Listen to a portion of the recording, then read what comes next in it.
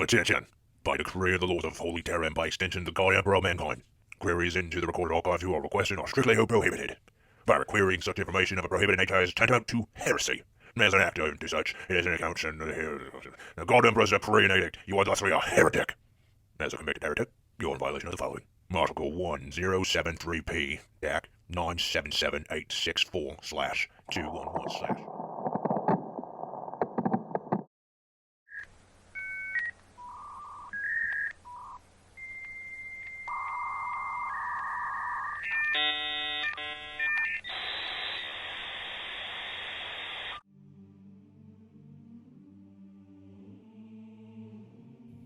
The squad is getting a tour of the impressively large shuttle they've just boarded from none other than their former squad mate, Nubby.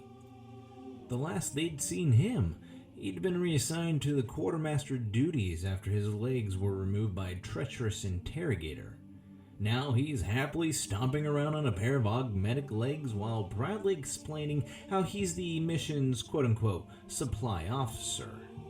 This announcement is being met with considerable skepticism by Sarge, who is the only member of the squad actually listening.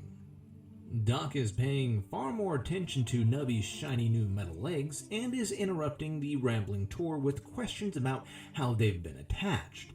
When Nubby doesn't provide any helpful answers, Doc asks Sarge to hold up the little trooper so he can take a look. Meanwhile, Twitch's curiosity and paranoia are driving him to find out what's inside all the large metal containers being loaded onto the shuttle. Cutter, who found the lack of sword-related topics in the tour incredibly boring, is helping the demolitions trooper by prying open one of the boxes. When the lid finally popped off, the guardsmen jumped back and started swearing. Doc and Sarge, who is still holding Nubby up by the shoulders, come over to see what the matter was. When Sarge sees what's inside the containers, as well as the identical markings on all the other containers, he starts shaking the suspended guardsman angrily. "Nubby, why the hell have we taken a few thousand servitors with us?" So, no shit, there we were, on a shuttle filled with tech priests and an army of servitors, on our way to assist in a purchase of an entire warp-capable starship for our Inquisitor.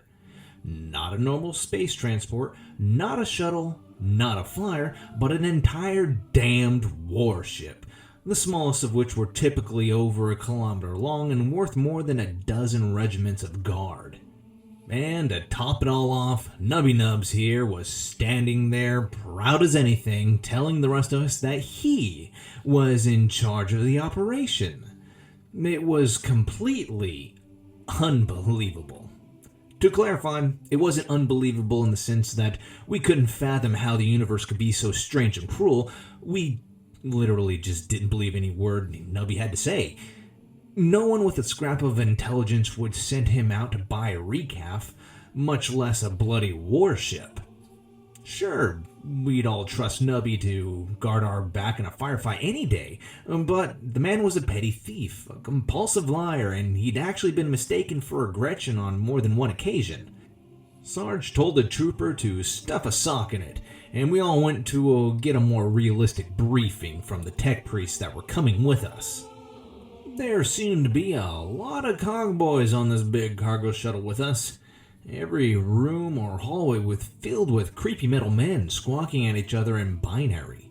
We found one that Oak had implied was the head tech priest in a conference room surrounded by a bunch of subordinates.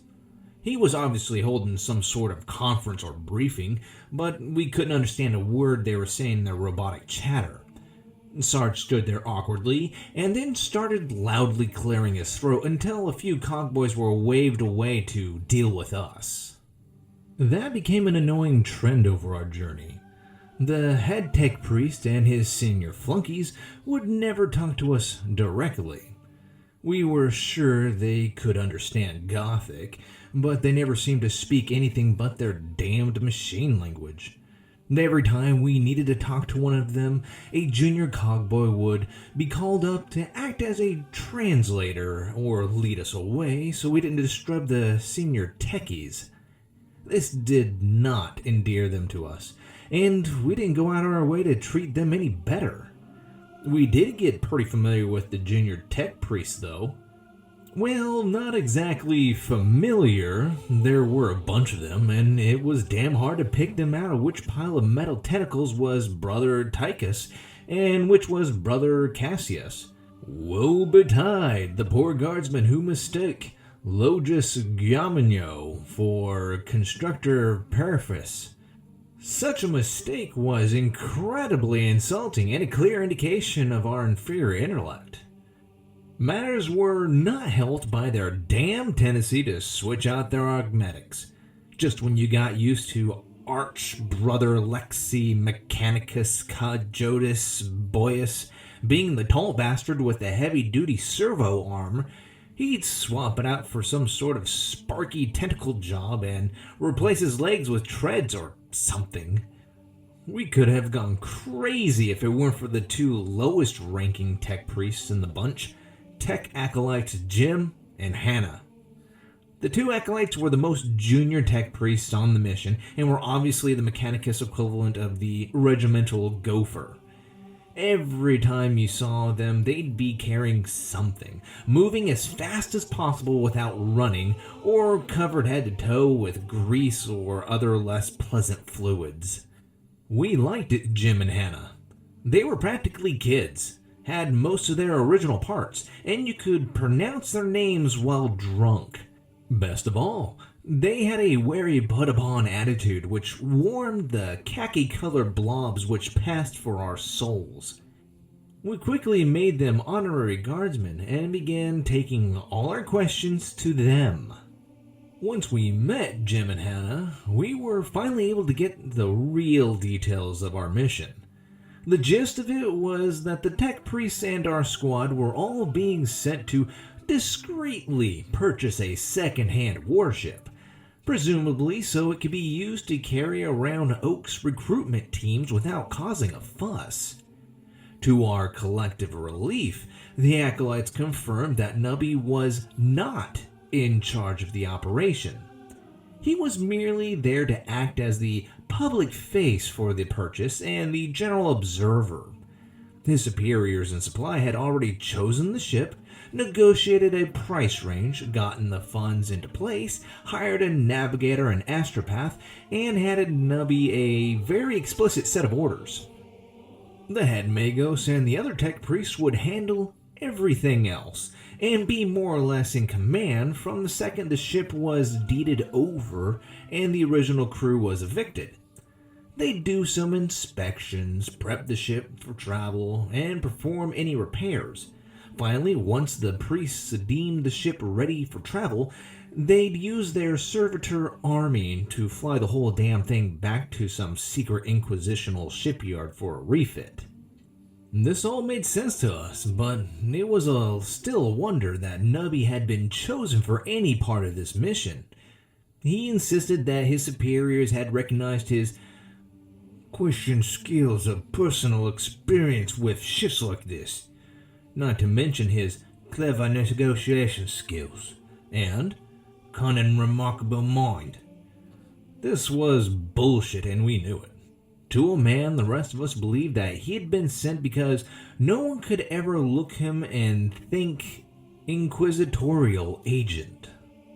The rest of us were there to act as backup for Nubby. Officially, this was because every procurer in the field was supposed to have a bunch of trustworthy and discreet agents to assist them. At first, we just wondered why we had been chosen over other available agents, but after we figured out why Nubby had been sent, it was plain as day why we were sent too. Obviously, our squad had been chosen because we all looked like the sort of incompetent ex-guard goon that a complete cretin would employ as bodyguards. Thanks, Oak. Now, we traveled a fair bit during our careers in the Inquisition, but this trip was something else. This time, we didn't have our own quiet section of the ship. Instead, we were surrounded by dozens of cogboys running around preparing an army of servitors for crewing a warship. Everywhere you went, there'd be a tech priest chattering at each other, chanting or lighting incense, welding random pieces of metal, or doing incredibly unsettling things to their servitors. The ship itself was some sort of mechanicus transport, and the quarters available made us think wistfully of the berths that the Rupert had gotten for us. Apparently, when you become a full tech priest, you stop desiring beds fancier than a wide metal sheath or food that actually has flavor. Also, Mechanicus toilets can be best described as terrifying. We all tried to stay out of the way and keep to ourselves, but it just didn't work. We always seemed to be underfoot, under tread, or under anti-grav skimmer. There simply wasn't any room for anyone that wasn't part of whatever mad plan the techies were all following. Cargo hollows would bowl through us during morning PTs, random tech priests would shout at us if we touched or sat on anything, and our quarters were randomly repurposed for storage, sometimes while we were still in them. No man should wake up in a dark room surrounded by 30 deactivated servitors. None of us were happy, but Twitch had the worst of it. He just couldn't function well without a secured perimeter. We were about ready to outright fortify a cargo bay and try to hold it against the cogboys when Doc had his idea. He suggested that the only way to survive the trip was to become, quote, part of the pattern. We spent the rest of the voyage following Jim and Hannah around like lost puppies. We slept when they slept, we ate when they ate, and we did our best to help with whatever unpleasant tasks they were working on. We probably weren't very helpful, but it kept us alive and relatively sane. It was an immense relief when we finally reached our destination. We piled onto a shuttle and rode to a local orbiting station where a few scribes were waiting to brief us on the purchase. We blew them off and slept for about 20 hours in the blissful quiet of our cogboy-free rental rooms. The briefings and preliminary negotiations took about a week, and aside from Nubby, none of us really had anything to do. We more or less hung out in hallways while various scribes became incredibly frustrated with Nubby. There were no assassination attempts, no cultist infiltrators, no Orc commando raids, and certainly no Genestealer attacks. Just a bunch of boring guard duty while Nubby drove various expensive lawyers and financial experts into a state of incoherent rage.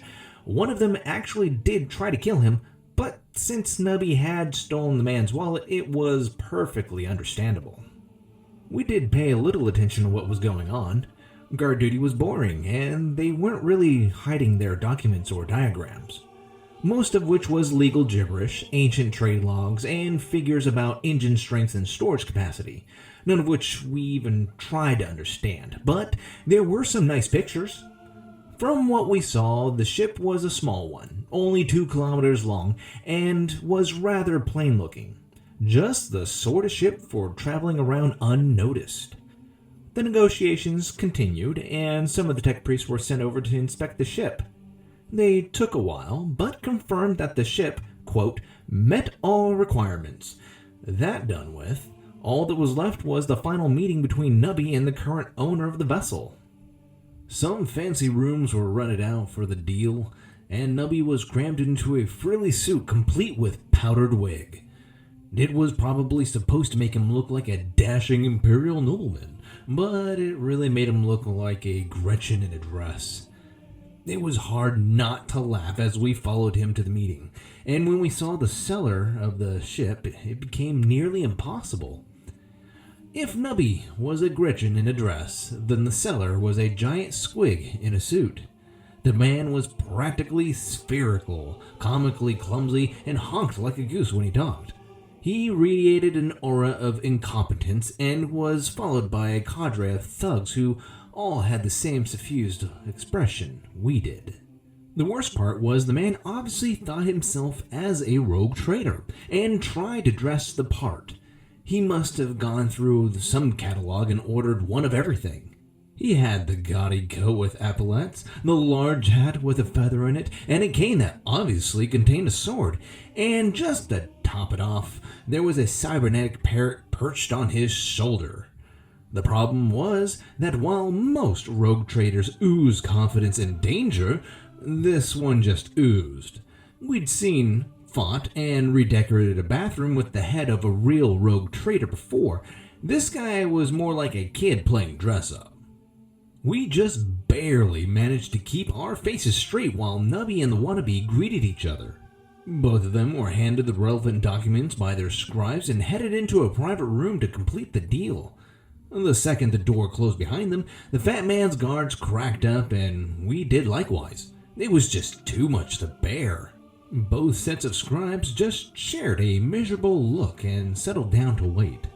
The meeting took a surprisingly long time, and we all started to get nervous. Every part of the deal had been hammered out beforehand, and this just supposed to be a matter of signing off. The Emperor only knew what Nubby was getting up to in there. Neither of them hit their panic buttons, though, so we sat tight and eventually both men came out, alive and relatively well. Nubby had a disturbingly smug look, and the seller seemed rather flustered, but both of them insisted that everything was sorted out. The scribes did a final review of the signed documents, got into a brief whispered argument with Nubby and the fat man, and then loudly confirmed that everything was in order. The seller's scribe said that all their men would be off the ship within 32 hours, and the whole party made a rather hasty exit. That done with, we headed back to our quarters and passed the word along to the tech priests. The cog boys confirmed that they were ready to board the ship and take over as soon as the former crew were out of the way. From there on out, it was entirely their mission. We were just passengers and observers. All our squad had to do was keep out of the way until we arrived at the shipyard and someone came to collect us. The tech priest told us to stay in our quarters until they had their servitors in place, so we finished our business with the scribes, settled in for a few days of relaxation on the station, and asked Nubby about what happened during the meeting. According to him, the former captain had been a terrible negotiator and was easily haggled down. The little bugger was smug as hell about the whole thing and expected a big thank you from Oak for saving him a few billion thrones. None of us really believed him. Nubby was always full of that sort of shit, but the scribes were happy, so it wasn't really our problem. In retrospect, not grilling Nubby and finding out exactly what sort of a deal he got and how he managed to get it was a terrible mistake. A few days of idleness later, a shuttle was sent for us, and we were taken to the newest edition of Oak's fleet, the Free Trader's Occurrence Boarder. As we approached the ship, everyone clustered around the windows to get a good look at our purchase. A lot of things about the Occurrence Boarder grabbed the eye. There were the massive tanks of hauling fluids, the impressive array of docking hatches along the cargo bays, and the odd variation of the color design on the hull, but mostly there was the fact that the ship was about half as long as the diagram said it should be. It was amazing, really. The Occurrence Boarder mostly followed the standard Imperial ship design, large engines in the tail, control tower rising above the rear of the ship, and long and slightly skinny body. Except the bow was completely gone. The ship just ended halfway through the body in a giant patchwork of scrap metal. It looked like someone had grabbed the ship, cut it with giant cleaver, and then smashed the ragged edge flat. As one, we all looked at Nubby, who muttered something about, quote, good value for cost, and tried to slide away. It took a lot of shaking and yelling to get the details out of Nubby. Apparently, well, the front fell off. The entire front of the vessel, 2 kilometers warp-capable ship, which had just purchased for a staggering amount of money on behalf of the Bloody Inquisition, fell off. He said it doesn't happen often, just a sort of occasional time-to-time sort of thing. Overall, it's a very safe ship. In fact, in the whole lifetime of the ship, it only happened once. Or twice. Well, maybe 3 times. Definitely no more than 4, but the important thing was it would never happen again. The previous captain had fixed the problem for good by installing the, quote, special-made custom prow after the last incident. We all eyed the mushroom-shaped pile of slag scrap on the front of the ship and contemplated just what Oak would do to us. It would probably involve an excruciator and an airlock. And the rest of the flight was split between yelling at Nubby and staring at the ship with morbid curiosity. The closer we got, the more imperfections became apparent. There were scars and burns, holes and gouges, and the most bizarre set of repairs and additions imaginable. The entire ship must have been stripped off and replaced with spare parts one piece at a time until nothing of the original was left visible. It was a wonder that this thing flew at all. Duck suggested we might not get yelled at by Oak for this, because there's no way we'd survive the warped voyage home in this hulk.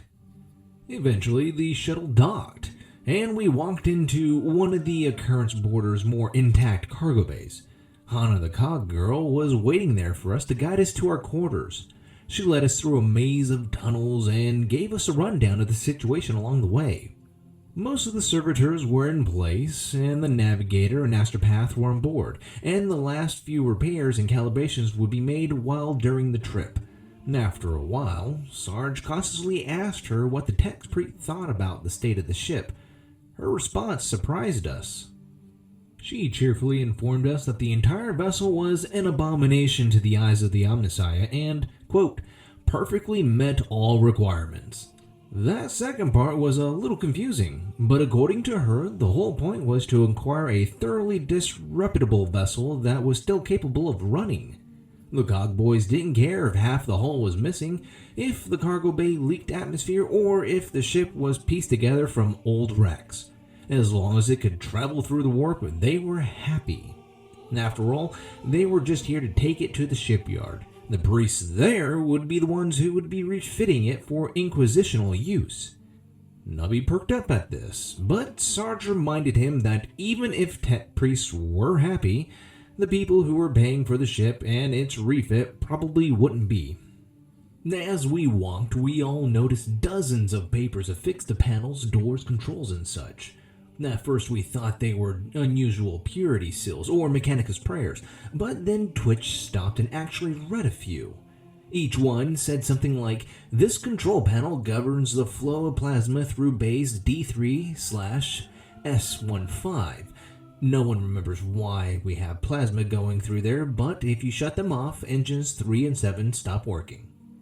Another is, "The gravity in this corridor is tilted 37 degrees to the left, and do not ever touch this button."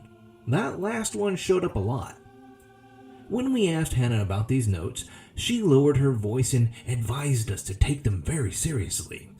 They must have been left by the former crew and were incredibly helpful, but we were never to mention them to any of the more senior tech priests. The Cog Boys were trying to ignore them since they didn't need any advice from any outside the priesthood, but unfortunately the notes were far more accurate than their own scans. The senior priests were taken as a personal insult every time they had to refer to one of the notes to fix a problem.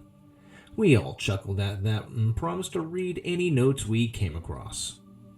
Eventually, we arrived in a cluster of rooms that Jim the Acolyte was clearing out with the help of a bunch of servitors.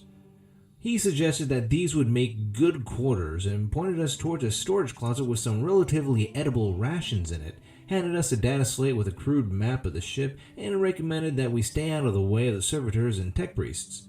Once we were settled in, the two acolytes scampered off to their next task. Sarge booted up the data slate, and about 10 seconds after Jim and Hannah had disappeared into the giant maze of metal that was our ship, we realized that none of us knew how to read a three-dimensional map. The ensuing arguments over whose job it was to check the map earlier and what we're going to do now was interrupted by the ship's speaker blaring to life.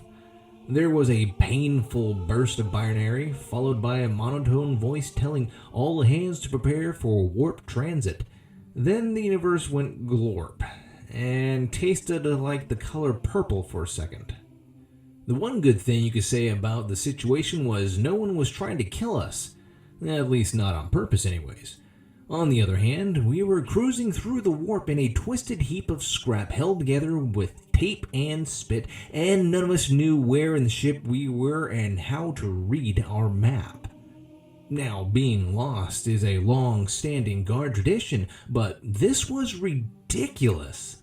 It was hard enough to navigate in 2 dimensions with an accurate map and a directional finder. 3 was an unreadable map, and no way to tell which way you're facing is just unfair. Without the ration bars, we might have actually starved to death in our own ship, or at least been reduced to hunting the servitors for food. After our quarters were secured and we started to track down one of the tech priests, we wanted to know where everyone else was, what was going on, and how the hell to read our map. Our comms didn't work for shit inside all this metal, and we didn't have access to the ship's comm systems, so our search had to be done the old-fashioned way, on foot with hand-drawn maps and trail markers. We didn't feel like passengers on a ship. It was more like we were a recon force plotting hostile terrain, and the boy was the terrain hostile. There was gravity shifts, depressurized sections of the ship, exposed power conduits, rooms filled with hot plasma, and a dozen other hazards. Only those helpful little notes kept us alive. Still, even though everything they said was helpful, the notes themselves were a bit disconcerting. They tended to be a little too precise, and Twitch swore that more of them were appearing in areas we'd already been through. Doc was leading a patrol that found the first tech priest. Unfortunately, he refused to speak to any of us and ducked through a hatch which locked behind him. The second priest we found wasn't given the chance. Doc and Nubby covered the exits while Cutter tackled the cogboy. Holding someone at gunpoint and asking them for technical support and directions probably isn't the official sanctioned way of doing this sort of thing, at least not when they're on your side. But damn it if it didn't work well. The conversation was a little awkward though. The tech priest turned out to be one of the ones that had briefed us during our trip and was perfectly willing to talk to us. We did apologize. Once we learned how to use the map, we realized it was mostly empty space, but it did cover most of the important parts of the ship. It mapped out some of the bigger loading bays, the quarters the techies were using, the locations of several critical systems, and the giant spinal shipping corridor freight lifts that most of the servitors used. The best part was that the terrified tech priest showed us how to fill in the blank spots and add notes, which meant that we no longer had the need to depend upon Doc's hand-drawn maps to get back to our base. Not that Doc was a bad artist, mind you, he just had a little trouble figuring out how to draw a corridor that angled up and left while its gravity shifted to the right wall. With the map in hand, our recon patrol released the tech priest to go grease servitors or whatever and went off to go find the 2 helpful techies. The rough plan was to get a hand on the comm situation from the acolytes, but unfortunately they weren't in their quarters indicated on the map.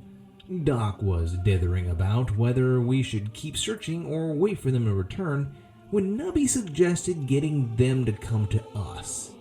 Based on our past experience, Nubby argued, if we just annoyed enough of the senior tech priest or started breaking things, one of the acolytes would be sent to deal with us. Doc watched in horror as Nubby and Cutter went to work, but he didn't actually do anything to stop them. 3 gutted cottager terminals, 2 corridors flooded with coolant, another filled with less pleasant substances, and a dismembered maintenance servitor. Later, Sarge's comm came to life. An exhausted-sounding tech acolyte, Jim, asked him to come pick up his team before someone killed them. We still couldn't use the ship's comms. The acolyte said it was restricted to the priests for some techie reason, but our comm beads were being boosted by the larger system. Combined with the functional map and Jim and Hannah's personal contact codes, we had everything we needed to survive the rest of the trip. So we all went back to base to get a night's sleep. Well, if not a night's, then at least a solid 10 hours worth. The ship's lighting system seemed to be on several different clocks, and the ones in our quarters dimmed on a 3-hour cycle. Twitch eventually shot them out, and we just used our own lamps. Now, just to be clear, no one in our squad is a sissy, and none of us had ever had any trouble with the warp travel before. We'd all faced down some incredibly weird and scary shit during our time in the Guard, not to mention what we've seen as Inquisitional goons. Our nerves may have not been made of steel, but they were definitely iron or possibly some good quality bronze. That said, the nightmares that we had that night were bloody terrifying. They were the sort of nightmares that take your every fears and failings and rub them in your face while you struggle to wake up and tell yourself it's all a dream. We all woke up covered in sweat when one of Twitch's perimeter's alarms went off. We didn't even check to see what set off the alarm. All of us just sat there and thanked the Emperor for Twitch's paranoia. After a few minutes, Doc got up and pulled a yellow note from inside our door. It said, quote, "In case of bad dreams, check Geller field integrity." The note had not been there when we went to sleep. While the note's sudden appearance was mysterious as hell, none of them had steered us wrong, and so far this one was pointing us towards what might be a very serious problem. One of the list of incredible, horrible things that can go wrong during a warp transit, Geller field failure is pretty much at the top. The Geller field generator is literally the anti-getting devoured by demonic horrors device. It is rather important that it keeps performing that function at all times when traveling through the warp. The squad kitted up while Sarge calmed Jim and asked nicely if he heard anything about problems with Gellerfield. We all watched as Sarge's face turned white, then red, then purple. We all bailed out of the room just ahead of the explosion of rage, and even through a sealed hatch, we heard Sarge talking out loud and taking all his frustration on poor Jim. The high points included, "What do you mean, which one? Why are there 6? Who in their right mind would install a damaged Gellerfield generator? Who in their right mind would install 6 damaged Gellerfield generators? No, there is no difference between a damaged and a refurbished. What do you mean it was a technical briefing? What briefing for who? Where's Nubby? Now kill, strangle, murder that little bastard. Good deal, I'll show him a good deal." At that point, Sarge burst through the hatch and Nubby decided it was a good time to go check on what set off the outer perimeter alarm, while the rest of us restrained the irate non-com. Eventually, we got Sarge calmed down enough to speak coherently, and he explained the whole messed up situation to us. Apparently, the ship's Geller field had been scrapped and replaced by several smaller models that had been scavenged from Emperor knows where. There were 3 along the length of the ship, 1 near the bridge, and 2 covering the top and bottom decks. We were currently near one that was at the bow, and from the looks of things, it was on the fritz. Jim said he'd take a look at it and suggested that we move our quarters further back into cover of one of the other generators. That sounded like a good idea, but we decided to take it a step further. We weren't going to just find some random room in the next section of the ship. We were going to hike our asses down to that Gellerfield generator, set up camp, and bloody well sleep on it. There was not going to be any screwing around with this nightmare business. Sack time is practically sacred, and anything that disturbs it must be immediately dealt with. A guardsman who cannot fall asleep the second the perimeter is secured is not a true guardsman. We packed our quarters, rations, field gear, traps, munitions, everything that we had was coming with us. As Twitch pulled down the perimeter defenses, he found the triggered alarm tucked away in the side of a corridor with a note on it that said, "Please do not obstruct the corridors." That was a little disconcerting, but that was something we could worry about later. The hike aft went pretty quickly after we navigated up to the big spinal corridor. It really was the most comfortable way to get around the ship, even if it was filled with servitors. Before long, we were in a giant room filled with arcane machinery and glowing ship that had a note on it that said, "Midship Gellerfield, do not touch, ever. This means you," on the door. You'd think it'd be uncomfortable sleeping inside of a room filled with sparking machinery and delicate devices that you must not touch, but it really wasn't. The noise was considerably less than an artillery barrage, and unlike Twitch's little perimeter traps, everything we needed to avoid touching was either very obvious or labeled. We were all quite happy with our new base and slept like babies that night. The next few days were relatively peaceful. We all felt that enough stuff had gone wrong for the shoe to qualify as dropped.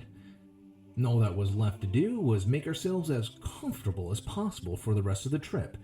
Each of us kept busy in our own ways, whether it was exploring the ship and working on the map, helping Jim and Hannah, or compulsorily fortifying the perimeter. We made it almost a week before the next crisis.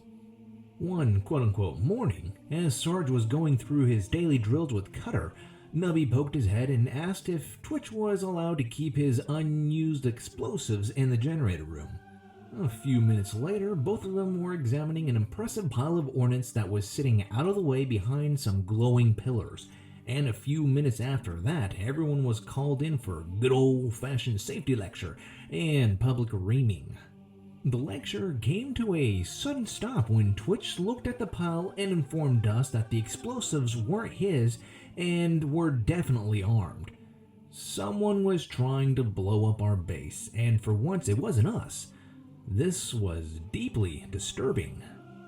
As Twitch went about disarming the explosives, he gave the rest of us a pretty detailed critique. The bombs had been there for a fairly long time, were set up for remote detonation, and had been installed by someone who was nowhere near as good as Twitch. A little thinking led us to believe that the explosives had been placed by someone familiar with the ship, but not with blowing things up. Also, there were probably a few more bombs around, otherwise why bother with a remote detonator? While Twitch finished removing the explosives, Sarge called the acolytes and explained the situation. Jim and Hannah were pretty impressed by the discovery, and the call was quickly kicked upstairs. Then their superiors kicked us upstairs again and again until finally we were in the ever unresponsive head tech priest, the cogton, as it were, of the horrible death traps that we were flying on. For the fifth or sixth time, Sarge explained that someone had mined key components of the ship that we were all on, and it might be a good idea to do something about it. The Cogten did not dignify us with a response, and instead rattled off a bunch of binary at the other tech priests on the line. There was a lot of stupid cogboy screeching, and it sounded like they were taking the situation fairly seriously. None of them told us anything, though. Eventually we got tired of them talking over our heads, and Sarge suggested that perhaps the resident demolition expert should take a look into the matter. Maybe Twitch and his good buddies, the guys who found the bombs in the first place, should check out the other Gellerfield generators and engines and such. This actually got a response. A horrible distorted voice told us to stand down and stay away from his machines, and then we were disconnected from the channel. Well, that's gratitude for you. About 10 minutes later, a massive series of explosions shook the ship. Bloody tech priests. Now, we knew a fair bit about explosions. Every veteran guardsman does. And we were pretty damn sure that 5 bombs, the size of the ones we had just defused, had gone off. To us, that suggested that the explosions had all been linked to go off when someone screwed up while defusing one of them. So chances are that the ship was down a cogboy and major systems. We weren't really concerned about the first point, but the second was worrying. Depending on which systems had gone down, we were in for a whole spectrum of unpleasantness, ranging from sudden fiery death to less sudden chilly death to lingering insane death. Sarge decided that it was probably a good idea to figure out which one of these we were headed for. While the rest of us got our weapons ready, Sarge tried to calm the 2 acolytes. The contact code for Jim still wasn't letting us through. Whatever the Cogton had done to kick us out seemed to be fairly permanent. But after a few tries, he was able to get a hold of Hannah. The poor cog girl was not cut out for this stuff, and sounded like she was on the brink of tears. Luckily, Sarge knew how to deal with shell-shock rookies, and with Doc's help, managed to calm her down enough to get a status report. The news was not good. The Gellerfield generators that covered the gap on the top and bottom decks were completely destroyed, and both fore and aft ones were damaged. Only the generators we were sitting on and the one near the bridge were undamaged. And between them and the two slightly damaged one, there was just enough cover to keep the whole ship from turning into a miniature demon world. It was still a very bad idea to stay in the warp any longer than necessary. When Sarge asked Hannah how soon we were dropping out of warp to do repairs, the poor girl dissolved into tears and broke the real bad news.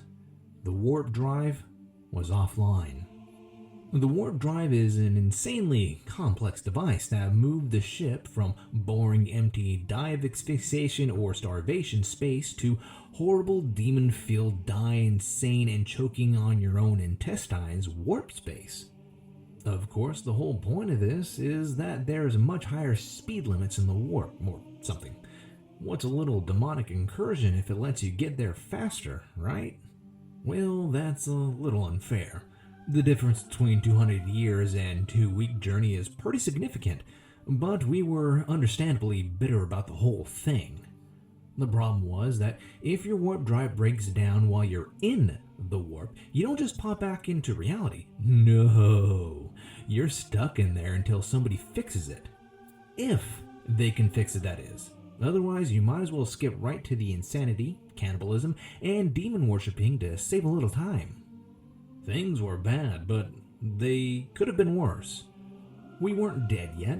We had a moderately functional Geller field, the plasma engines were still running fine, and we were damn well going to believe that the warp drive was repairable unless the Emperor himself showed up and told us it wasn't. We got our shit together, armed lethal perimeter defenses, and put a few signs to warn anyone trying to get near the Geller field generator without our help was just going to be a very painful method of suicide. We were going to hike our asses down to the warp drive and take a look at it in person, because as far as we could tell, no one else here was competent enough to do it. Of course, none of us had any idea how to fix a warp drive or even what one looked like, but we weren't going to let a little minor thing like that stop us. That's not to say that we didn't understand the limits of our knowledge or skills. None of us was going to try to fix the machinery ourselves unless we had to. We'd simply start grabbing tech priests and throwing them at the problem until they fixed it. Now, we were perfectly aware that the Cogniton and the rest of his techies were probably trying to fix the problem, but they really hadn't impressed us with how they handled the explosives. We felt that a little oversight from the few people on board who hadn't had the quote-unquote common sense part of their brain replaced with a little box of screws might help things along. Our first instinct was to grab one of the acolytes. Unfortunately, Hannah had been near the blast and was trapped in a room up near the bow of the ship, and we still couldn't contact Jim. We didn't really have time to retrieve either of them, so we figured we might as well just Shanghai the first tech priest that we came across. Prior to everything hitting the fan, Doc had spotted a cogboy bossing around a bunch of servitors a few bays back towards the rear of the ship, and he remembered that the tech priest had been doing something vaguely repair-like to a large conduit. This sounded like a good enough candidate to fix the warp drive, so we lined up behind Doc and went off to see if the techie was still there.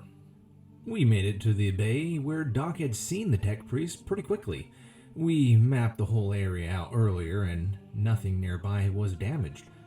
Unfortunately, all we found inside was a horrible smell and partially open conduits that was helpfully labeled "Dead Field Inside, Do Not Open."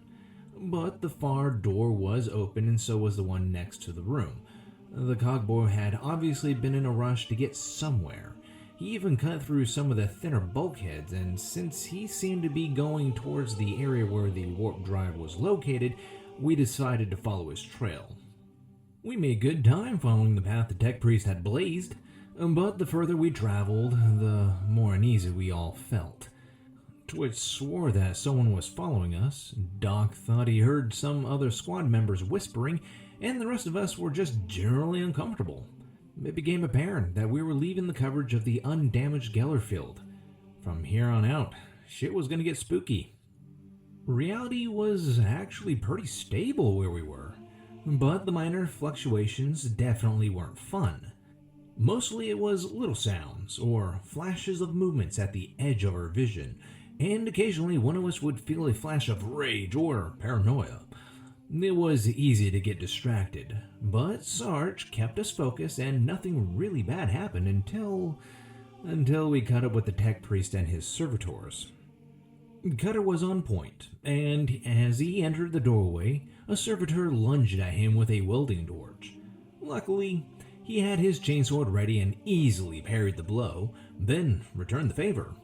At that point, several more servitors lurched forward, and in a rare burst of sanity, our melee specialist leapt backwards out of the doorway. The second he cleared the line of fire, the rest of us began to pour las fire into the approaching servitors. These weren't combat servitors, thank the Emperor, but they were still damn hard to kill. Even with the hotshot las guns Nubby had gotten for us, it took headshots or several joint shots to put each one down. Worse, they definitely didn't have any morale to break. The horde just kept advancing with glowing eyes and sparking tools. We mowed them down without any getting through the door. Though near the end, one of them did cut through the wall and barely missed Twitch. Once we were sure that they were all dead, which was remarkably easy since all their eyes stopped glowing with demonic light when you finished them off, we advanced into the room. We figured that the puddle with all the clunky bits was probably the tech priest we were following. So much for having him repair the warp drive. It wasn't a total loss though. The cockboy who'd booted up the communication console before he died, and we've definitely learned a few things about the state of the ship during our little chase. Mostly that servitors can be possessed or something. And a weak Gellerfield meant slowly going insane, but that was still something. From here on out, we were going to operate on the assumption that all servitors would try to kill us unless proven otherwise. Twitch suggested we follow the same rule for tech priests, but that was vetoed since we'd probably need a few of them alive to get things fixed. The console the former tech priest had warmed up for us was waiting for input, so Sarge decided to call the Cogten and tell him that we were headed towards the warp drive to lend assistance. In retrospect, this was a horrible idea. None of us had really expected him to be helpful, but we were sort of hoping he'd understand a squad of well-trained soldiers would be an excellent escort for one of his nearby tech priests, and maybe point us towards them. Instead, we got a burst of binary and a distorted screech telling us not to desecrate his machines and to let the servitors fix the problem. Sarge tried to explain the servitors appeared possessed and were not likely to fix anything, but all that got was a second screech that sounded an awful lot like ignorant meatbags, and then the console locked us out. Bloody tech priests. Before, we'd been operating on the usual assumption that the local leadership was moderately incompetent, but after that little tantrum, we decided to upgrade them to pants-on-head retarded. This meant, as far as we were concerned, Sarge had operational command, and we weren't going to try to talk to the senior techies anymore. The only way we'd start listening to them again is if they showed up with a lot more firepower than what we could muster. That decided, we headed towards the warp drive. Aside from a little warpy annoyances, the rest of the trip wasn't too bad. Mostly it was a matter of navigating the maze of corridors, reading the helpful notes, and dodging the occasional group of servitors. They all seemed to be headed towards the top of the ship, which was a little odd, but it made them easy to avoid. Unfortunately, we didn't run into any other tech priests during the walk, so when we finally got to the warp drive, there wasn't really much else we could do. The drive was obviously in bad shape. A third of the room had been destroyed by the explosion, and there were some pretty big pieces of shrapnel sticking out of the big glowy pillar thing. We couldn't help but notice the lack of servitors fixing things, which pretty much proved our theory about the Cogni's competence, or lack thereof. On the bright side, there weren't any servitors around trying to kill us, so it was easy to set up a perimeter around the drive room. Of course, we needed to find someone to fix the damn drive, so Sarge ordered Twitch to hold the fort while the rest of the squad went off to find a tech priest. We got pretty lucky with that. The fifth room we checked had two of them in it. Well, not really two, more like one and a bit. Well, bits. Yeah, lots of little bits. The important thing was the living tech priest was Jim. The acolyte was trying to put his boss back together like a very leaky jigsaw puzzle, but it didn't seem to be all there. Sergeant Doc knew how to deal with this sort of thing, though, and before long they had Jim up and moving, if not still a little shaken. As we led him back to the warp drive, he kept insisting that his orders were to clean up the incense burners down near Engine 3. Apparently, the Cogton would be furious if he didn't finish before the next maintenance cycle. We tried to explain fixing the warp drive probably took priority, but he was very insistent. When logic didn't work, Nubby took a stab. He waylaid, cajoled, and outright lied to the distraught cogboy.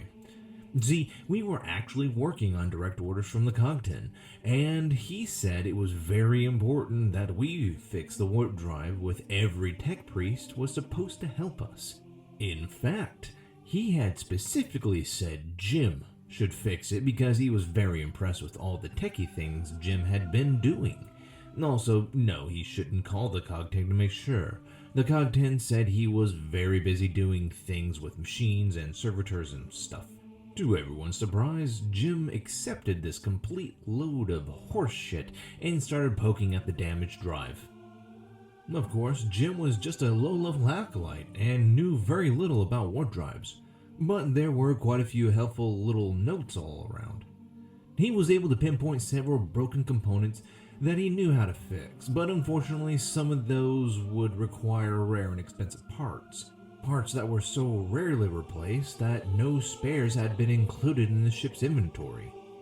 Now this sounds really bad at first, but after you spend some time in the Guard, you learn the difference between officially in inventory and what's available if you're willing to get a crowbar. Nubby got a full list of the parts from the boy, then went through each one and quizzed the acolyte about what other ship systems might use for. Some were pretty much unique to the warp drive, but it turned out that most of the really important ones were also used in Geller field generators. We got out our map, plotted a route, gave Jim a pistol, and went to go make a supply run. The first step of our shopping trip was deciding which Geller field generator to plunder. The best candidates for scavenging the parts we needed in one go were the intact generators in the middle of our ship, near the bridge. Unfortunately, those parts were rather critical, and ripping them out would probably break either generator. Since those two undamaged generators were probably all that was keeping the ship in reality, we opted to try our luck with one of the damaged ones instead. The one in the rear of the ship was right out. We needed the engines and warp drives to stay demon-free, so really the only option was the generator all the way up to the bow of the ship. It was going to be a long walk. In an effort to speed up our journey, we decided to divert to the big spinal freight corridor that ran the length of the ship. As we made our way upwards, we reached the ragged edge of the Gellerfield's coverage, and every one of us began to feel reality's grip weakening. Cutter's sword started talking to him. Doc's teeth began to itch. Nubby could feel his old legs, and when Sergeant Twitch opened the door, they saw a headless corpse and a charred skeleton playing poker. Neither of them seemed unfriendly, but they still elected to go around that room. When they reached the entrance of the big corridor, Twitch and Jim opened up a small viewpoint and scouted the place. They closed it very fast. According to them, the corridor was packed with glowy-eyed servitors, and they were all working on something. Twitch also spotted a few minor demons which seemed to be randomly split between fighting the servitors, helping them, and staying out of their way. None of us knew what to make of that, but it was pretty clear that the main corridor was now possessed servitor territory. We resigned ourselves to a long, slow hike and headed back down into the ship. Most of the trip was boring. The novelty of the ship's horrible design worn off long ago, and we got used to the minor warp phenomena pretty quickly. Seeing one room with faulty gravity or walls that wet blood, you've seen them all. It was nice when we got into coverage of a fully functional Geller field. We actually stopped and took a lunch break at our old base in the generator room. While we ate, Twitch checked his traps and reported that no one had messed with them, and Jim walked us through identifying the parts we needed from the sacrificial generator. Once we were through the fully covered region, things started getting dangerous again. We ran across a few bands of servitors that seemed to be searching the ship for something, as well as the occasional minor demon. None of us saw any profit in slugging it out, so we did our best to stay quiet and avoid the hostiles. Thanks to Twitch and Nubby's scouting abilities, we mostly succeeded, and the single pack of servitors and handful of demons we couldn't go around were easy kills. As we got closer to the Gale Field generator, we heard fighting and picked up the pace. The source of the noise turned out to be a group of servitors trying to get into the generator room, which someone inside was vigorously defending. We figured that some of the tech priests were holed up inside and that we'd hit the servitors in the rear. It was a clean fight, and once Cutter had finished off the last one, we cautiously made our way into the room. Surprisingly, it was not filled with tech priests. Instead, it contained a mob of pale old men. They were armed with what looked like modified power tools, and each of them had a few yellow notepads sticking out of their pockets. While it was a bit of a surprise to run into a bunch of stowaways, we sort of expected something like this. When the notes kept appearing, we knew it was either some incredibly helpful person, or some sort of warp trickery or machine spirit weirdness. All of us had been fervently hoping for the helpful person explanation, for obvious reasons. We hadn't been prepared for just how old they were. These guys looked like they were all over 100. The beardiest of the stowaways greeted us by name, which was a little creepy, introduced himself as Old Bill, and thanked us for the help. He was apparently the leader of the group of crewmen who hadn't been willing to leave the ship. They'd outlived 3 captains already, and they'd be damned if they wouldn't outlive a 4th. Sarge processed this, then decided to skip all the bullshit about mysteries, notes, secret passages, and all of that in favor of actually getting shit done. He explained the situation with the warp drive, our plan to rip the generator they'd been defending apart, and then asked the old men what it would take to get their support. The geezers weren't keen on scrapping the generator, but when Jim explained the damage to the warp drive, they agreed that it was necessary. The problem was that the old crew members weren't the only stowaways on the ship. They had a bunch of old friends and even some family living on the hydroponics bay 7C, and when the Geller field collapsed, those folks would be ass deep in demons. The old men would throw in with us if we helped evacuate everyone to a safer part of the ship, and also, just while we were in the area, get rid of a small army of servitors laying siege to the hydroponics bay. All in all, it was a pretty good deal. Jim was going to need some time and help getting the parts ready to be pulled, and we didn't have anything better to do. Before we went anywhere, though, we had a few things to take care of. While Twitch pulled out a few of his toys and beefed up the generator room's defenses, the rest of us went to find Hannah, who was supposedly in one of the nearby damaged rooms. We found the poor cowgirl trapped behind some rubble, and with the help of a las cutter we pried off some servitor, we got her out of there. Hannah was not very happy. In fact, she was practically hysterical, but she was relatively unscathed.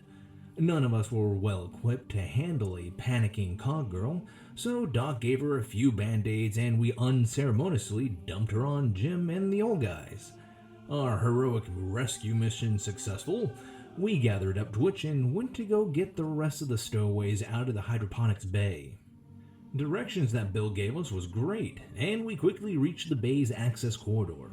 He hadn't been exaggerating about the small army of servitors, though. In fact, it was more like a medium-sized army now, and there were a few demons in there too. They seemed keen on something inside the bay, but weren't making much headway against the big-ass doors. That was a good thing, because we definitely couldn't handle all those servitors with our current loadout. We needed a plan. We debated the problem for a while. Twitch was in favor of setting a large explosive trap. Doc thought there might be another way into the bay. Sarge explained to Nubby that we couldn't just tell the old guys that we found everyone was dead when we got there, and Cutter was talking to a sword again.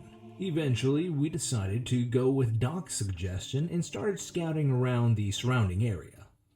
That's how we found Hydroponics Bay 9D.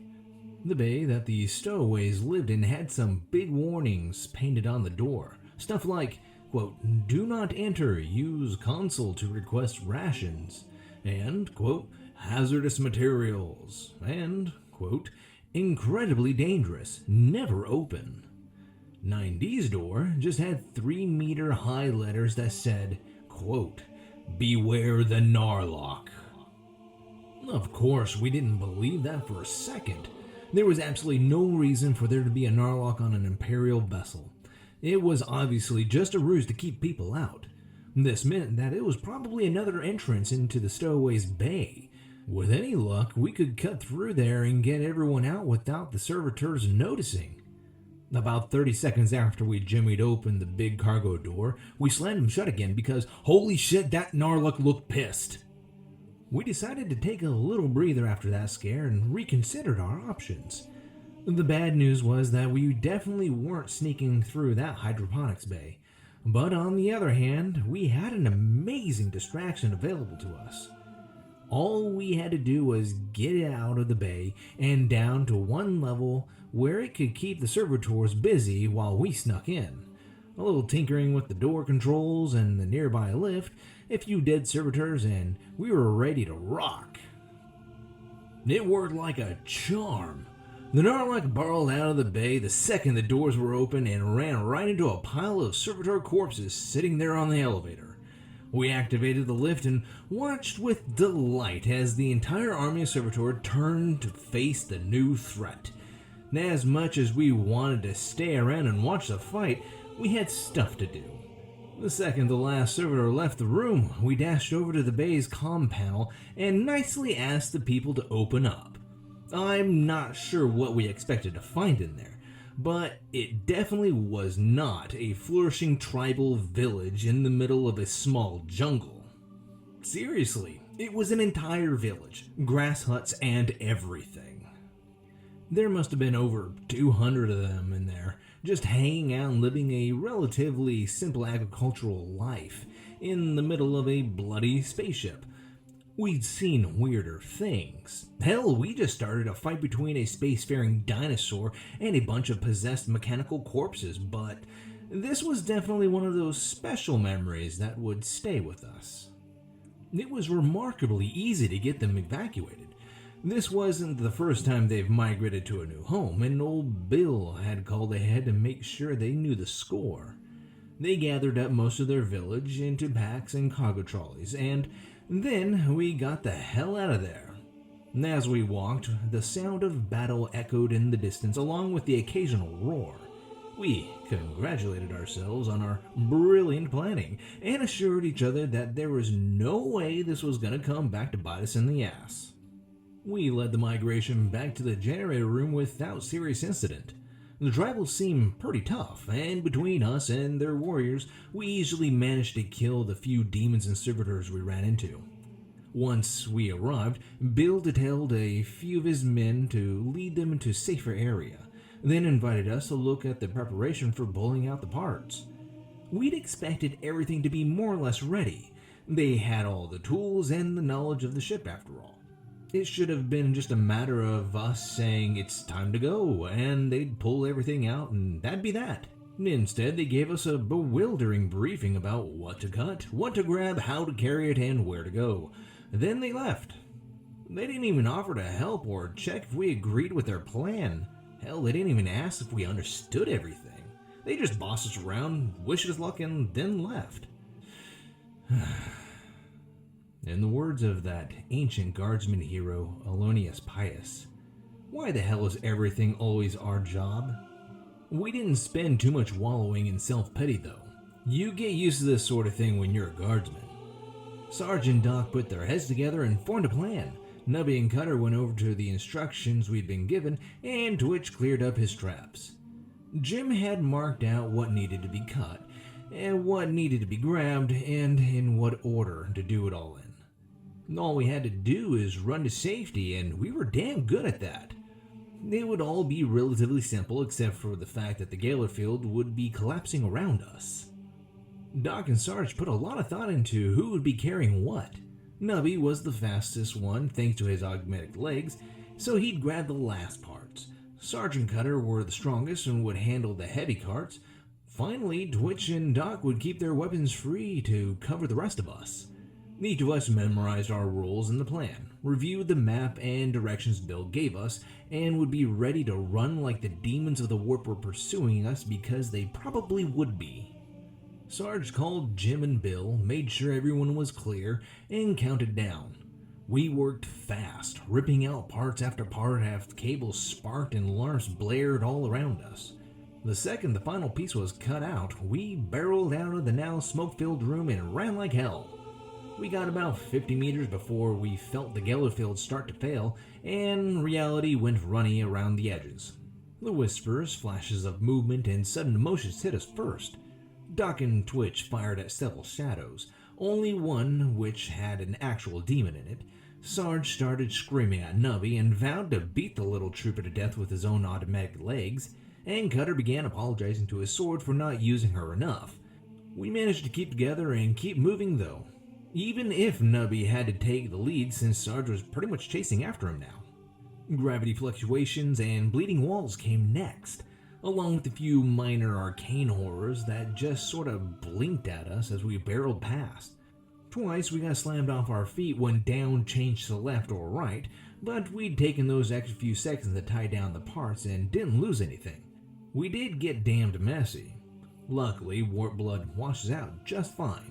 Now our first serious demon encounter came about the halfway mark.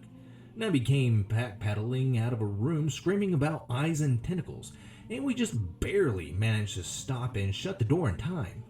We tried to divert around, but both the side passages seemed to be open into the same place, a room which appeared to be several kilometers across, filled with fire.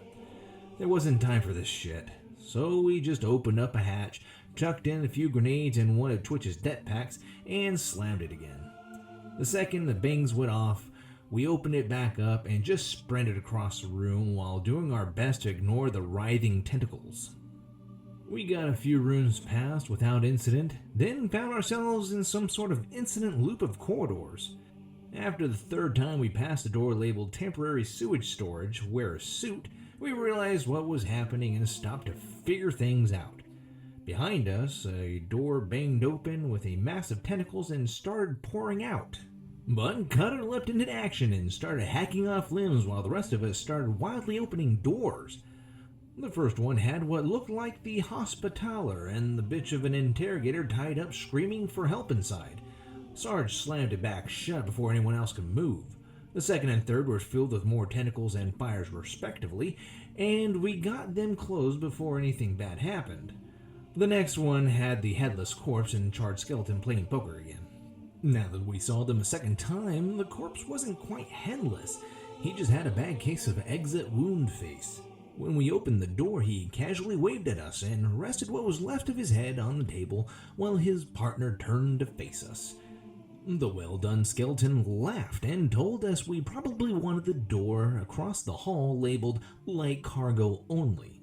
From his resting spot on the table, the nearly headless corpse gurgled something which prompted the skeleton to laugh again and warned us not to open the poo door. Doc awkwardly thanked him and slammed the hatch shut. After a brief debate, we took the jolly skeleton's advice. He seemed to be pretty trustworthy, and piled through the marked door. A second later, we piled back out, grabbed Cutter and dragged him in after us. There weren't any side passages in the next two rooms, and when we barreled through the last door, we found ourselves back in familiar territory near the edge of the safe zone. As we ran, reality finally started getting its shit back together, and things got significantly easier. We started picking up speed, only stopping to pop a few more minor demons and divert around a pit that opened up into a huge fiery room again. Then, right as we started running down the last hallway, a large sword slammed through a door and Cutter immediately abandoned his cart in favor of having a sword fight with a demon. You could say it was an act of heroic bravery or selfless sacrifice, but you'd be wrong. It was an act of complete and utter retardation, and only Sarge grabbing him by the legs while everyone else gave covering fire saved his stupid life. The demon followed, of course, but Hotshots pack a punch and we kept him back long enough for Twitch to drop a few mines. The second they were down, we ran like girls and just barely got around a corner before the demon went bang. We didn't go back to check if it was dead. As long as it wasn't following us, we were happy. Cutter had gotten a pretty mean chest wound before Sarge yanked him away and wasn't looking too hot when we dumped him onto one of the carts. Once the squad was fully inside the safe zone, we stopped in a handy room and Doc got to work on him. While he was doing the stitching and stuff, Sarge called the acolytes and had them send someone to take the loot to the rest of the way. Once Cutter was sorted out, we all hiked down to the warp drive. The trip was a lot quieter this time around. The techies or the old crew must have beefed up the rear gala field, and we all saw a few of the tribal warriors standing guard at junctions. When we reached the drive room, the place was a hive of activity. Jim and Hannah were running around fixing things, the stowaways were acting as assistants or advisors, and old Bill was just yelling at everyone. The second he saw us, old Bill waved us over and filled us in. Repairs were going well. The perimeter was holding up fine, and it wouldn't be long until we could shift back to real space. We all breathed in a sigh of relief, but just before we could celebrate, Hannah poked her head out of a gutted machine and reported that some piece of warpy tech was busted. Everyone went quiet at this. Old Bill thought hard for a few seconds, then brightened up and told everyone not to worry. There was a spare on board.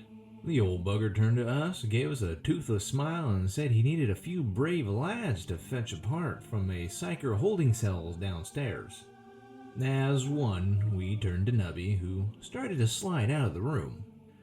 You see, with the exception of Cutter, all of us had experience with psychers and ships with psyker holding cells. We'd been a part of a team which had busted up a corrupt government group that was gathering up all the planet's nascent psychers, usually children, and was selling them off-world. That mission had ended with us being sent home with a scathing report in which we doctored to make us look better. Last we'd heard, the jackass who was running the investigation was still looking for the rest of the ships, which had been used to transport the kidnapped psychers. Up to this point, we'd put Nubby's position as the ship's procurer down to bureaucratic incompetence or a complete understandable desire to get him out from underfoot.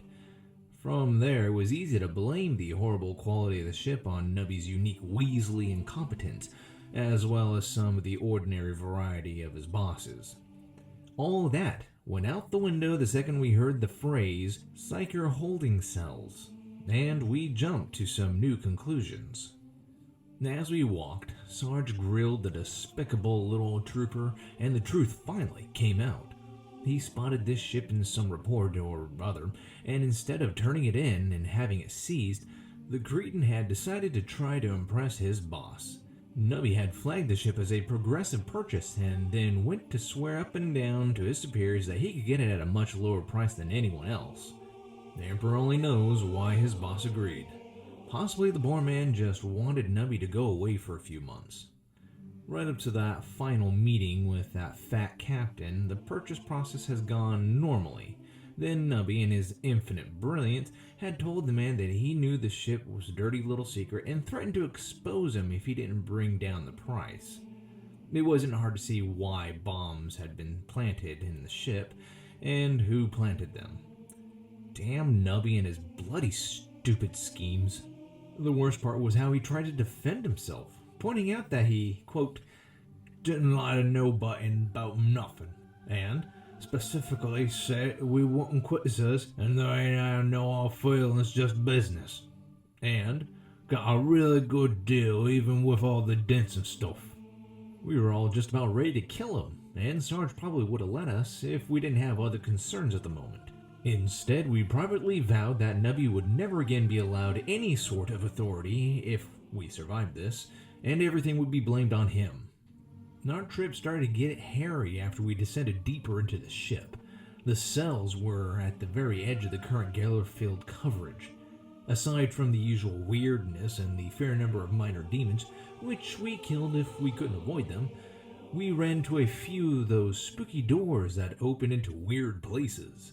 We got a huge fire room 5 times, the tentacle demon twice, found one room inhabited by some sort of sewage monster. That last one may have been real though. The note on the door did say, quote, "Xenos waste processing device. Do not enter."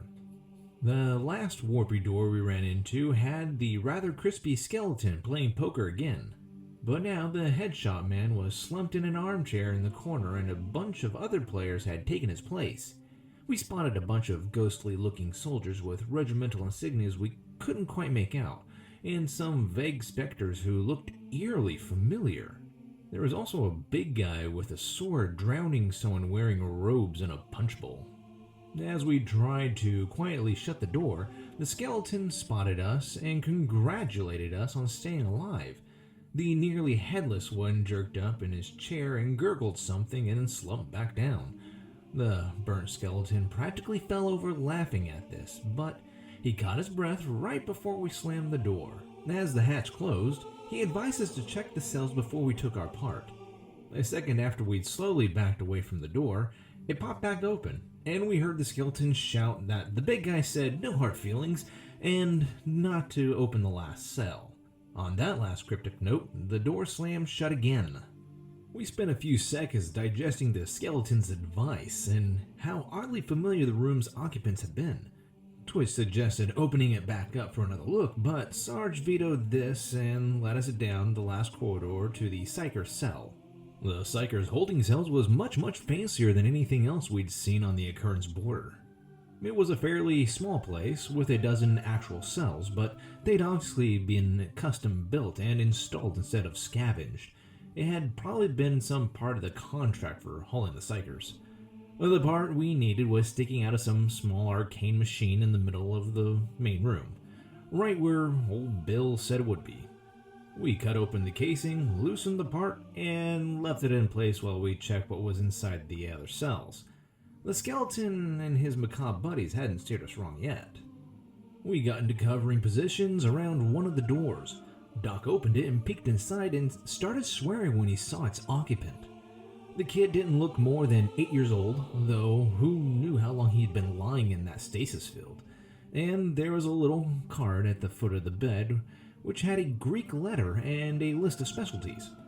This one apparently is a pyromancer and telekine. We checked the rest of the cells except for the one we were warned about, and about half of them were occupied. We had about 5 psychers between the ages of 5 and 10 sitting in stasis, and chances were the only thing keeping them from being possessed by big acid demons was the part we were about to take. The smart option at this point would have been just to kill them. We couldn't take their stasis beds with us, and we were in the middle of a freaking incursion here. This was just about the worst place and time to have a bunch of untrained psychers running around. In the end, none of us were big enough bastards to do it. One by one, we pulled them out of their beds. Since we weren't complete idiots, we tranquilized them and stuffed them into our backpacks. They didn't weigh much more than a full field kit. For the second time that day, we planned our path, yanked out a piece of delicate machinery, and ran like hell. We didn't have to contend with nearly as much warped bullshit this time. But the second we pulled out that part, the one unopened door was dented outwards, and we heard a demonic howling from every direction. We ran as fast as we could while keeping our weapons ready. The first few were the minor demons we'd been seeing everywhere, and it only took a single shot to put them down. The problem was that every one cost us a second, and something was slamming up against the corridor behind us. It did not sound friendly, but we were doing a pretty good job of keeping ahead of it at first. It wasn't until we ran into a larger demon that whatever was chasing us began to gain ground. The damn tentacle demon was the first one we ran into. It burst through a door as we were running past and made a grab for Doc's kid. He dodged just in time, and Cutter managed to hold the thing off long enough for the rest of us to get past. For once, we didn't have to pull the nutcase away from the fight. The second we were clear, he started falling back. Twitch tossed a few hot nades into the mess of tentacles, which kept it back long enough for us to slam the door shut and continue our run. A short time after, we heard some especially loud demonic shrieks, a few clangs, and the sound of a shut door being torn open. After that, it was a clear run for a while. There were a few small fry, another door with two disgusted demonettes, which we slammed shut. Nubby nearly set on fire with his kid manifesting a few small fireballs in his sleep, but it was basically easy going. We were getting tired though, and whatever was behind us was gaining. We started shutting every door we went through, and Twitch began dropping mines, but as far as we could tell, that only made it matter. Eventually, it became clear that the strengthening Geller field wasn't going to stop our pursuer, so as we ran, we got ready for a fight. The moment we ran into one of the small groups of tribal warriors, we practically threw the kids at them and slammed the door shut we'd come through. We piled the last of Twitch's det packs plus every grenade we had around at the door, and got into firing positions. Half a minute later, the hatch burst open and a demon host flew through. We thought it looked like a kid with big black wings made of smoke, but none of us got a good look long before the explosives went off. The second the shockwave passed, every one of us began pouring auto fire down into the smoke-filled corridor. After about a minute of continuous firing, our view began to clear, and we heard a voice in our heads vowing vengeance as soon as it found a more suitable host. At Sarge's orders, we stayed in our positions for another few minutes in case it was a trick, but the demon host didn't reappear. Eventually, we declared victory and headed up to the warp drive to see how things were going. Some tribal women were caring for the kids when we got there. Doc ran over to make sure no one was trying to wake them up, while the rest of us resupplied and talked to old Bill and the Alkalites. They were overjoyed to see the part that we got them and immediately started welding it in place. While they worked, Bill explained that everything was pretty much ready and all we had to do left was call up to the bridge and get whoever was piloting this thing to take us out of warp. All of us groaned at that. We knew this meant talking to the Cogton, and we weren't looking forward to this conversation. Hopefully he'd just accept that we'd save his bacon and hit the damn button instead of yelling at us about stuff. Hana went over and tinkered with the room's comm console, and Sarge got ready to do the talking. We'd been expecting a little shouting or something. Instead, all we got was deranged voice screeching about weak flesh and avatar of the Omnissiah. Then the console caught fire. The consensus was that the Cogton had completely lost it, so someone had to go upstairs and hit the button on the bridge. Of course, everyone looked at us when they said that. It just wasn't surprising anymore. At least we managed to convince them that we needed a short break before we ran into another fight. We all grabbed a snack and tried to catch a few minutes of sleep. While we rested, one of Bill's men went to go fetch the really heavy ordnance that we left in our quarters. We'd figured that we need every bit of firepower we can get for this trip because the only way to access the command deck was through the main lifts located in the big spinal corridor, the one filled with possessed servitors. At least we'd be crossing an area that had a good Geller field coverage. When our heavy weapons arrived, we staggered to our feet and got ready for one last hike. Twitch had all his explosives, Sarge had his grenade launcher, Nubby had a few single-shot rockets, and Doc and Cutter had as much ammo as they could carry. There was no way we'd cross the corridor without being noticed, so we might as well be ready to kill whatever we ran into. We made sure that we had a clean comm connection with the Acolytes and clanked our way towards the big spinal corridor. We planned our route so we'd spend the minimal amount of time there before we got to the lifts and pray to the Emperor that most of the servitors would be busy somewhere else. Unfortunately, that didn't work out that way. As we reached the edge of the safe zone, a pair of tribal scouts reported that the servitors were building something right on top of the lifts. What we saw when we peeked into the big hallway was pretty damn terrifying. The servitors were piling all sorts of material, including themselves, into some sort of giant structure. A ring of what looked like every surviving tech priest was standing around the structure, giving commands to the servitors and chanting in binary. Up above all of this activity, there was a hovering platform, and standing right in the middle of it, screaming like a cross between a short Vox unit and a mechanical sprinkler, was the cogtin. Also, everything was glowing, which was probably bad. We didn't wait to see what was going to happen or bother trying to find out a way to sneak around. We just hefted our weapons and started pouring as much fire as possible into both the growing structure and the tech priests. Metal and meat flew everywhere. Our first volley tore apart dozens of servitors and cogboys, but to our surprise, they didn't react at all.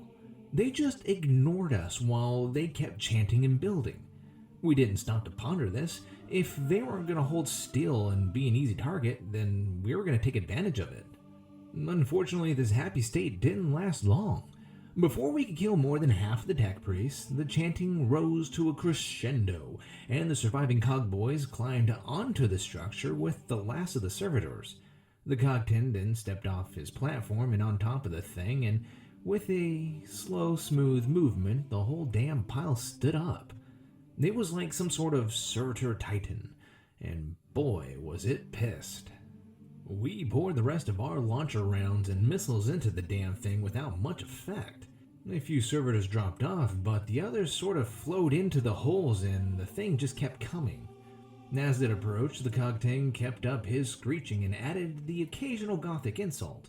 We decided it was time to get the hell out of there and turn towards the door we came through. Right as we got to it, there was an especially loud screech from behind us, and the door slammed shut.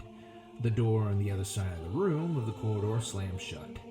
Finally, with a tremendous crashing sound, every door the length of the corridor shut itself. We took a look at the doors, then at the servitor titan, briefly pondered the situation, and started running down the corridor like scared little girls. Behind us, the monstrosity lengthened its gant and started picking up speed. As we ran, we dodged a few remaining servitors and minor demons who wandered towards the titan. We didn't stop to worry about them, but when we looked back, the monstrosity was stopping to pick them up and slap them onto his body. That was probably a bad thing, but at least it was slowing the monster down. We started to gain a lead on the server titan and began considering options. We were down to shooting a lot and hoping we hit a weak point, piling our explosives together and hoping it was enough, or blasting open a door. SARS decided to go with a big old pile of mines, and just before we were getting ready to stop and set it up, we saw something just ahead of us. Something about as large as a server titan was coming down the corridor. On closer inspection, it appeared to be some sort of bipedal lizard with wings. Black, smoky wings. Also horns and very glowy eyes. So no shit, there we were, trapped in a hallway with a horrible servitor titan coming at us from one side and a possessed Narlock coming from the other. There were probably worse positions to be in, but damned if we could think of any at the moment. Suddenly, blasting open the door looked like the best available option. We all unhelpfully yelled at Twitch as he picked out the smallest door and set the minimum number of charges needed to open it. Both the demonic horrors were closing in us as we took cover and hit the detonator. It was all we could do to stay in cover until the explosives went off. The second the door was open, we piled through and got as far away from it as possible. Behind us there was a loud crash, and a good portion of the bulkhead around the door bent inward. A second later, there was a meteor-sounding crash and a tremendous amount of screeching and roaring. We all watched the doorway as huge feet stomped back and forth and the noise continued. From the look of things, the two monsters had gotten into a bit of a fight, and for the time being, we'd been forgotten. We had no desire to interrupt that fight. It was the only distraction we were likely going to get, and hopefully one of them would kill the other. We ran along side rooms and passages as quickly as we could and got as far towards the lifts as possible before we blew open another door. As soon as it was open, we started running down the corridor as fast as our legs could carry us. Every once in a while, we'd look back to make sure the giants were still fighting and hadn't noticed us. Amazingly, our luck held out and we reached the elevators without incident. We piled into the single large platform that would take us to the bridge, hit the button, and breathed a sigh of relief as the fight dropped out of sight. In an offhand way, Twitch wondered if the fight would end with them combining into a Demono Servi Krakow Titan. No one laughed. As we rode up, Sarge calmed Jim and the rest to make sure everything was still okay and fill him in on the situation. The acolytes took the news of their cogton a little hard, but otherwise everything down there was just fine. All we had to do was hit a few buttons and we'd be out of the warp. Down below us was a titanic crash and a scream that shook the walls. Nobby pushed the button a few more times and Twitch started getting the rest of his explosives ready. When we reached the top of the elevator, Twitch fixed his det packs to the platform joints and we all headed through a pair of impressive-looking doors. The bridge was large, filled with blinking lights, and had a massive but slightly cracked window that was currently covered and was practically papered with little yellow notes. As we stood and pondered the massive array of buttons, there was another scream, and the elevator started to descend. That focused our attention nicely, and we started hunting through the array of controls for the warp drive switch. Bill had said it was a large blue labeled, quote, Fire Missile Bay 26F, and had a note that said never ever touch. That last part was completely useless. Almost every note on the bridge said that, and we wondered how the Cogton had steered this thing. Maybe he just jammed his tentacle into it or something. It took a fair bit of painful trial and error to find the right switch. Every time one of us found one that looked good, we'd hit it and hope for the best. Before we got the right one, we managed to find the controls to 3 cargo bays, a positioning engine, and the gravity for the top third of the ship. That last one nearly killed us, but Doc managed to hold on and get it back to normal before anyone got badly hurt. When we finally found the right switch, we flipped it down and waited for something to happen. There was a charging sound, an incredibly loud clang, and Jim helpfully informed us that a major demonic presence was keeping us from dewarping. It didn't take long to guess what was going on, and we all ran to the elevator shaft and looked down. Twitch started giggling at the Demono Servi Narlo Titan as it slowly rose towards us. The thing looked pretty mean. It actually looked pretty much the same as it did before, except with a Narlock head for an arm and an undersized set of smoky wings. Still, that was way more than we wanted to fight. Sarge gave Twitch a poke, and the trooper hit all his detonators. The platform disintegrated along with the bottom half of this monstrosity, but as we all watched in horror, the thing sank its claws and teeth into the side of the shaft and began to climb. This was not a good thing. We had no desire to fight a horror in close combat. We got out our lasguns and grenades, and every one of us poured as much fire as possible into the thing's hands. The monstrosity made it about 3/4 of the way up to us before, all at once, its normaler hand disintegrated. The thing managed to hang on to with its dino arm for a moment, but then plummeted down into the depths. A few seconds later, there was an impressive squishing sound. Then the universe went plong and tasted faintly of the color yellow. We all turned and watched as the large shutters on the bridge's front windows started to open. The occurrence border had achieved reality. As we congratulated each other on a job well done, we wandered back towards the bridge, and then there was an ominous swooping sound behind us. All of us turned to face the shaft and watched as the Cogton rose out of it, complete with smoky black wings and curly metal horns. No one moved. Not us, not the demon tech priest. Everyone just stood there and calculated the odds. Then Cutter revved his chainsword, the Cogton let out a horrible screeching laugh and hefted his gear staff, and both then lunged forwards. each of us sprang into action like the pros we were. A torrent of blast fire plowed into the demon host, and Cutter neatly intercepted his charge. He met the Cogton's staff with his chainsword, forced the stroke aside, and then dodged away so he can get another volley in. We repeated this trick 3 times before the demon host let out a scream of frustration and leveled his staff at Doc. A bolt of black lightning hit the medic in the chest and threw him into a wall. But before the Cogton could follow up his attack, Cutter brought his sword down and removed one of the bastard's metal arms. Unfortunately, he didn't manage to dodge the Cogton's counterstroke and was thrown nearly to the edge of the shaft. With Cutter out of the line of fire, the rest of us poured as much last fire as we could into the demon host and actually started to force the foul thing back. He countered with a few more lightning bolts, but 2 missed their mark and the last one only fried one of Nubby's legs. We managed to push the Cogton all the way to the edge of the shaft where he crouched and put up some sort of shield. Behind him, Cutter silently got to his feet and raised his sword. Cutter didn't manage the decapitation he was aiming for, but he got one of the smoky black wings and knocked the Cogton off balance. A few shots from the rest of the squad pushed him a little further, and the demon host slowly began to topple into the shaft.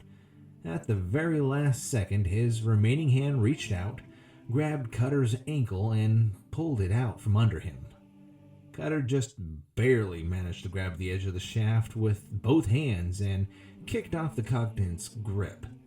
The demon host started to erratically fall down the shaft, flapping his remaining wing and screaming curses in a horrible mix of demonic and binary.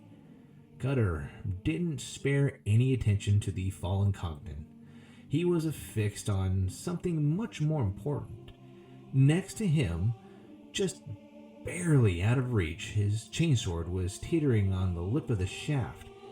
He watched in horror as, ever so slowly, it tipped over. Sarge saw what was coming next and almost managed to get there in time. Almost being the key word. The damn fool let go of the edge and swung himself towards his beloved chainsword.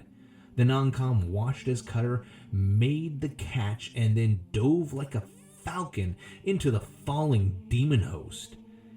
He wrapped his legs around the Cogton, raised his rescue sword, and started hacking at the metal bastard while screaming at the top of his lungs. Sarge and Twitch stood there and watched Cutter fall towards his heroic death, but Nubby, bless his blackened little heart, sprinted as fast as his damaged leg could carry him towards the bridge. About 5 seconds before Cutter and what was left of the demon host hit the ground, Nubby found the gravity control and threw it in the opposite direction. Sarge, Doc, and Twitch all slammed into the ceiling, collecting a concussion for broken ribs and a dislocated shoulder between them. Meanwhile, a rather bewildered Cutter flew back up the shaft on a very injured demon host. It took Nubby a few tries to get the gravity just right, but eventually he zeroed it out, and Cutter managed to flail his way to safety. As soon as he was clear, Nubby cranked up the gravity as high as it could go, and the Cogton flew down the shaft at incredible speeds. Later, we checked the bottom of the elevator shaft. He punched through 4 decks and half of an awkward placed wall before he stopped. We set up camp in the bridge. Doc had a nasty burn, but would be okay. There were a lot of minor broken bones, and Cutter had an impressive series of cuts all over his chest. The Cogniton did not go down easy. We were all still alive, though, and based on what Jim and Bill told us, the ship was in relatively stable condition, as long as you ignore the massive warp taint in the bow and the upper and lower decks, that is. We called that a victory and stood the hell down. It took them a day and a half to rig up a replacement elevator, but we didn't notice. We were busy sleeping. Getting the ship back in, ship shape was a lot of work, but easier than it might have been. For instance, we might have lost our navigator or astropath, who steered our ship in the warp and enabled interstellar communications respectively. We found the navigator alive and well. He apparently had been following the standard navigator operating procedures for warp incursion. Said procedure was just to lock yourself in your sanctum and ignore all the demonic silliness while you concentrate on steering the ship through the warp. A remarkably sane response, all things considered, and about the same as the one the astropath had been following. Except in the astropath's case, he wasn't keeping the ship from crashing into a reality reef. He was just hiding under the bed and crying. We left the navigator to his business and pulled the astropath out and made him send a report along to Oak. Telling your boss that you're going to be late for work because 99% of your Mechanicus contingent had been possessed by demons and subsequently purged is very awkward. Sarge tried to mitigate the unpleasantness of the situation by blaming everything on the Cogton. It was not like the guy was in any condition to argue. That worked to a certain degree, but we still wound up being very thankful for the slow and unreliable nature of astropathic communication. It saved us explaining the situation in detail as well as the scathing lecture Oak doubtlessly would have given in return. Anyways, those two suckers were the only two irreplaceable components on the ship. Old Bill loudly claimed that given enough time and duct tape, he could fix everything else. Jim and Hannah were dubious at first, but the next few weeks proved the elderly engineer right. The next few weeks were educational, also infuriating, exhausting, and occasionally scary, but mostly educational. First, we learned how pragmatic engineers deal with the sections of the ship that have been warp-tainted or only get sporadic Geller field coverage. You ignore them. Well, not exactly ignore. You still have to go through the effort to wall off the area and make sure nothing is living in there. Old Bill claimed that as long as there is nothing to possess and no way for warp entities to get into the rest of the ship, it worked fine. At least until you can come in later and cut out the whole tainted section. All of us were a little dubious, but old Bill said he'd done the procedure several times before. In fact, all those incidents where the front fell off had been the application of this method of damage control on a large scale. He even suggested that if the shipyard was squeamish about the cost of doing a cut and refit, he knew a handy trick involving carefully lowering the void shields near a star. We pondered the melted look of the Occurrence Boarder's prow and decided the man probably wasn't bullshitting us. After that, we learned just how many Crutoid creatures had been living in the hydroponics bay with the Narlock. Apparently, the previous captain had decided that having a Crute mercenary on board would make him seem more rogue traitorish. Of course, when the Xenos had the gall to demand payment, it had been ditched on the planet. The Crute's pets were harder to clear out, though, and the bay had eventually been sealed in hopes that they'd eventually starve.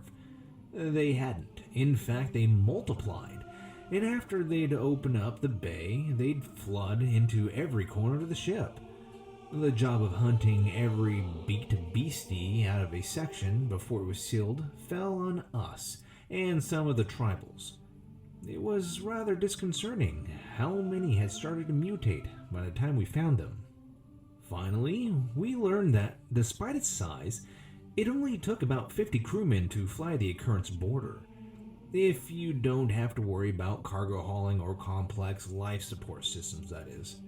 We managed to scrape up enough hands, but it was a close thing and all of us were kept incredibly busy.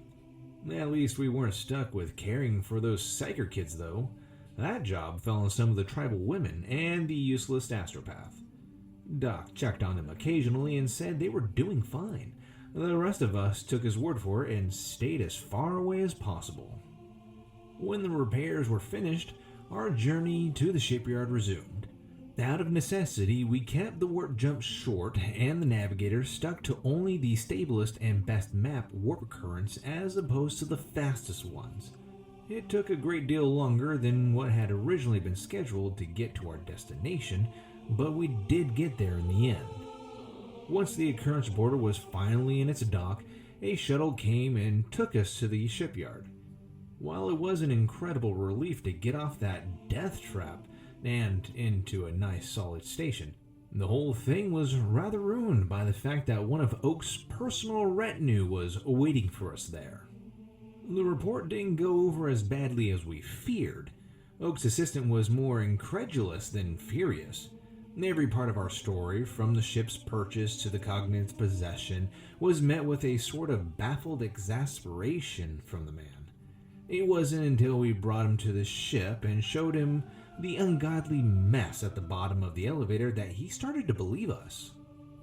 Despite our earlier promise to pin everything on Nubby, we did our best to put a positive spin on this part of things. Of course, in this case, a positive spin meant twisting the truth into decorative little knots to paint his behavior as mere incompetence. As opposed to deliberately subversion of the inquisitional justice in an attempt to score a cheap ship and look good for his boss. In the end, Nubby was fired from his job in supply, which was good, and reassigned back to active duty as part of the squad, which was also good. So, it all worked out pretty well. Once we convinced Oak's assistant that everything wasn't our fault, we were able to spare some concern for our fellow survivors. Luckily, the man didn't turn out to be that sort of inquisitional agent who liked ordering mass executions after every little incident. Jim and Hannah were given a lot of praise for fixing so many things and not going crazy like every other damn tech priest on the ship. Oak's assistant talked to some senior tech priests at the shipyard, and the acolytes were given some papers which said they're officially finished with their apprenticeship and were being seconded to the Inquisition for their first independent assignments. We welcomed them to the team and wished them luck with their first interrogator. All of us had been pretty sure that the tech acolytes would come out fine, but we'd been a bit more worried about what would happen to old Bill and his band of unretired crewmen and his hydroponic tribe. We needn't have, though. They were all just accepted as part of the ship. Both Oak's assistant and the Yard's tech priest said that most ships had permanent inhabitants, and as long as they didn't get in the way, they'd become the next part of the crew. In our opinion, it was rather cruel to leave them on that horrible ship after all they've done, but old Bill and the rest seemed pretty happy with the results. We didn't kick up a fuss and wished them all luck. Finally, the half-dozen psychic caves we rescued were bundled off to whatever place the Inquisition sends powerful young psychers. Oak's assistants seemed to think that they were the one bright spot in all of this mess, and said that their, quote, acquisition would do a lot to smooth things over with the boss. We took that as a sign that the creepy little buggers weren't going to be just shot, and didn't speculate on whether being raised by the Inquisition was any better. As for the occurrence border itself, the folks working on it said it was definitely repairable. Sure, it was going to take a year of intensive work to get it livable again, but it would fulfill its intended purpose as a disguised Inquisition transport wonderfully. Honestly, we didn't give a damn what happened to the damn death trap. As long as we never had to set foot in it ever again, we'd call anything a victory. Once all the loose ends were tied up, we packed into a ship with Oak's assistant and rode back in relative peace. No one told us to do things, no one interrupted our sleep, and the only tech priests around were Jim and Hannah. It was quite relaxing, and we were in good spirits when we reached Oak's ship. Nubby was called down to his end of the ship for an official firing before he was sent back to us.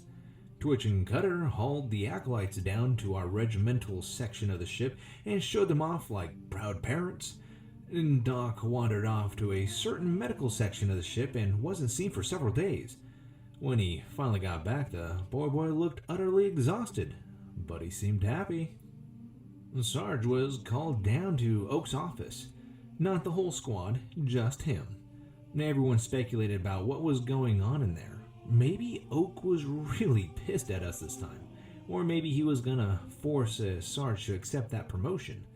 In the end, our fearless leader marched back out with a glazed expression and went straight to the bar. A few drinks later, we got him talking. Oak wasn't mad at us, and while he did hinted at the promotion he hadn't carried through, the reason Sarge was called up and why he was drinking was because he'd already received the squad's next assignment. In a few months' time, a whole new batch of trainees would arrive. It was going to be our job to teach them, whether they were guardsmen, psyker, or scribe, how to be proper inquisitional agents. That was a damn tall order, and no mistake. Hell, we don't even know how to be proper inquisitional agents ourselves. We all just sat down with Sarge and started drinking too. This next one's going to be weird.